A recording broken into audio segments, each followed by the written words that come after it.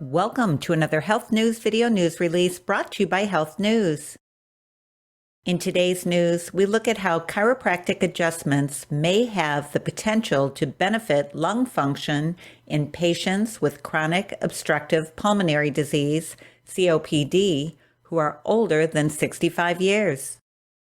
According to the National Institutes of Health, NIH, an estimated 12 million people in the United States have been diagnosed with COPD, and possibly 12 million more may have it without knowing it.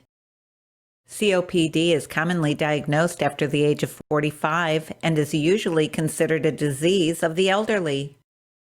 A case series published in the Journal of Manipulative and Physiological Therapeutics reported evidence that spinal manipulative therapy may have the potential to benefit lung function in patients with COPD who are older than 65 years. Remember, your best source for everything health is your chiropractor.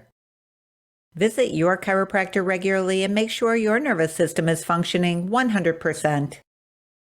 If you are watching this video on our YouTube channel, please subscribe. And if you are watching this video on our website and have not already done so, please add your name and email address to the form on this page. And that's it for today's health news.